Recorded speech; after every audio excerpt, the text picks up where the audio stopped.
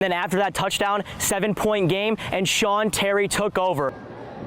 Thanks, Brandon. What's going on is the Mandan girls are enjoying another big lead behind me, and that's nothing new for Mandan. Now, it may not be quite playoff time here in Class AA, but this is a winner-go-home game here at St. Mary's between the Saints and the Midgets. But also, as you mentioned, Mandan head coach Dewitt Mack entered today looking for his 300th win, but he's looking no longer. Oh my goodness, Cade Wolford just dunks on the defender, sheds the tackle, and takes it all the way. Absolutely, in her last 3 matches, including last night, she's gone 14 kills, and the 17 you see on your screen right now, a 268 hit percentage, and 17 kills is her season high so far this year. She's getting hot at the right time, even though Bowling Green is getting pretty cold. We've all seen Hudson Sheldon light up the gridiron in Mandan, and after taking his talents to UMary, the only thing that's changed is the logo on his helmet, as the true freshman got a chance under center 2 weeks ago, and he took full advantage, which paved the way for him to start at quarterback last week.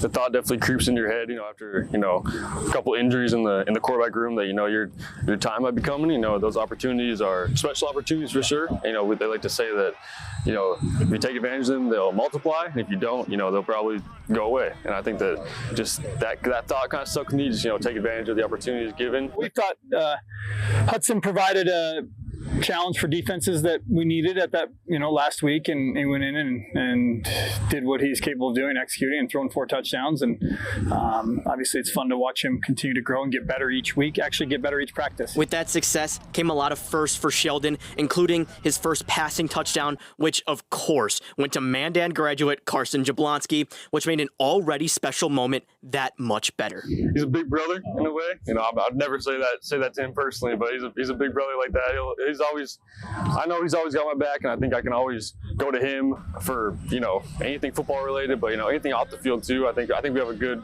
strong relationship that I think's been building over, since the Mandan days. It was a good feeling to get my first touchdown pass to him. Honestly, I'd be happy with whoever it was, but since it was to him, it was a little bit extra special. Even playing in basketball in high school and football, I've always teased him. I had to keep him humble. People always glorify him, but I got to keep him humble as a big brother type of role. But no, I think I just got to take him under my wing and show him the ways of this team. I think we've all known Hudson's special, and he can do his thing out there and make plays, but my thing is, I've known him since he was 8 years old, and I think we just had that connection. I'm just telling him, hey, let's make a play out there. If you're an athlete in the Bisman area, the Marauders are hoping you're paying attention to the success of the local kids. It's important for our program to get Bismarck Mandan kids, and obviously Hudson's uncle Todd is a great coach out of Mandan and is an alum here, and so it's important that we continue to get those players, and I know it was special for those two to have that moment. I mean, Bisman, we just have a different type of grit and pride, community-wise, and we love seeing the crowd be Bismarck Mandan people, and we just gotta compete and perform to show why we are out here and get other recruits maybe from the Bisman area to come here. And the crowd was full of Bismarck Mandan people for Sheldon's debut. No, it was everything. Having family there and having some people from the Mandan community. Obviously, Carson and Gress and those local guys obviously on the team. But just the community there, it meant a lot, and it felt really good. Welcome back to another episode of Chatting with the Champs. I'm with the national champion, Reese Barnhart, right here. Reese, first, congratulations, man. Thank you. And thanks for joining me here. So the first question I want to ask, what did it feel like when you won that national championship? It was kind of like a sense of relief. Proud of my coaches and me and my teammates, and kind of we did it moment.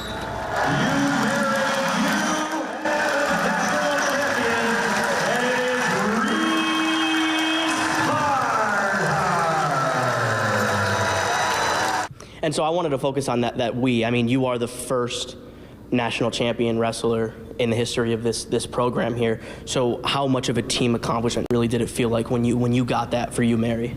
I think it kind of just showed we have kids in the room, and we have kids in the room that can push each other, and we have a deep enough room to translate out on a national level, and we not just me, but Sean Solis took 3rd, and we had another 57-pounder. Caden Renner took 7th. So all around, we have guys that are able to compete at a national level.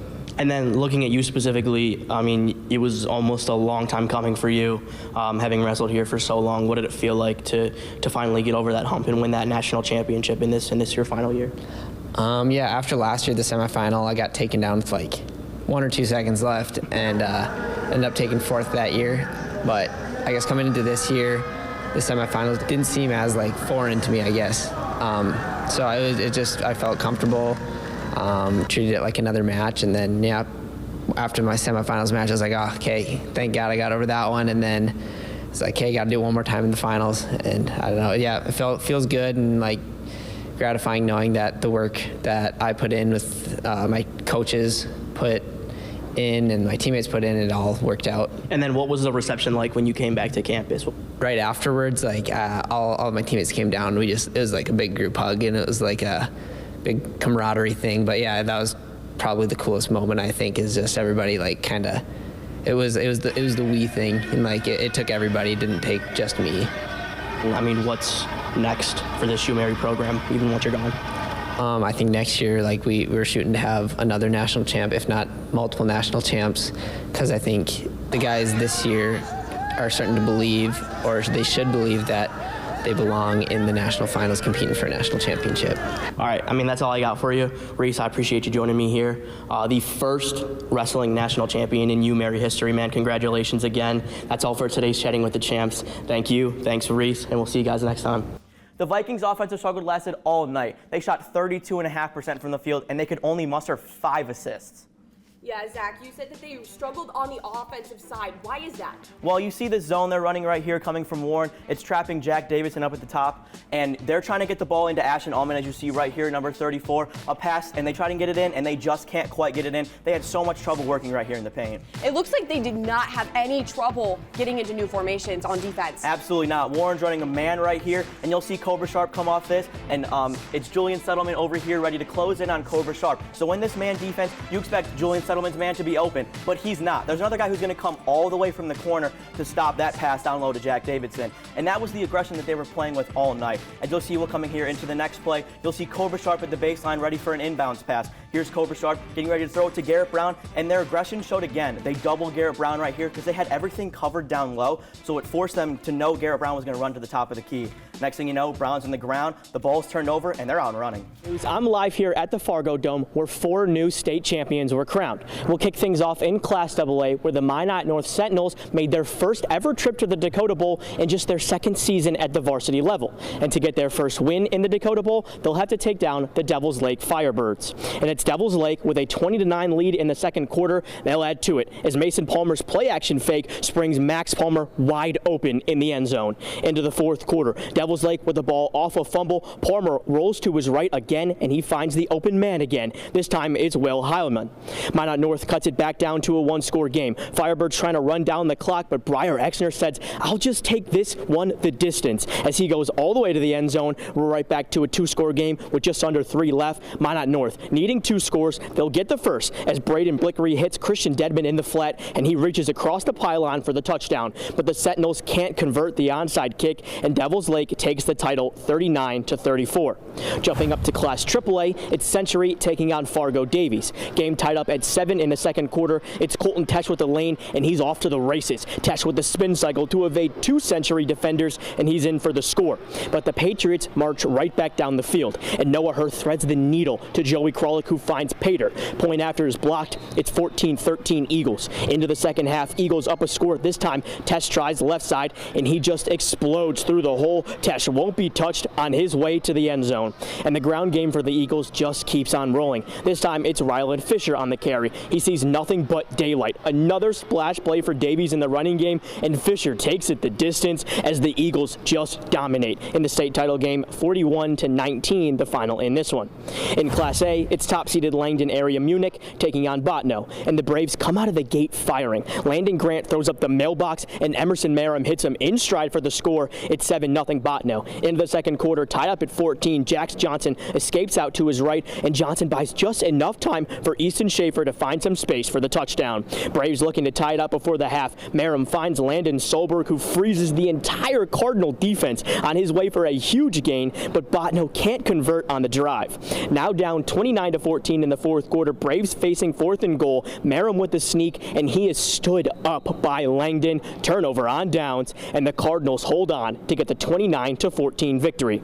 In 9-man, it's a rematch from last year. New Rockford versus Lemoore. The Rockets open up the game with a big play, but the Lobos force a 4th down, and Logan Potts breaks up the pass. Turnover on downs. Into the second quarter, still scoreless. Easton Smith looking for the end zone, and he's got his man Thomas Almaris wide open for the score. Rockets take an 8-0 lead. Ensuing kickoff, the Rockets recover the onside kick. They're right back in business, and Almaris finds the end zone again, this time on the ground. Clock ticking down in the second half. Rockets looking to extend their lead, and Easton Benz climbs the ladder as the Rockets throw for 286 yards in the first half, and they'll take home their second straight 9-man title, 38-22, the final.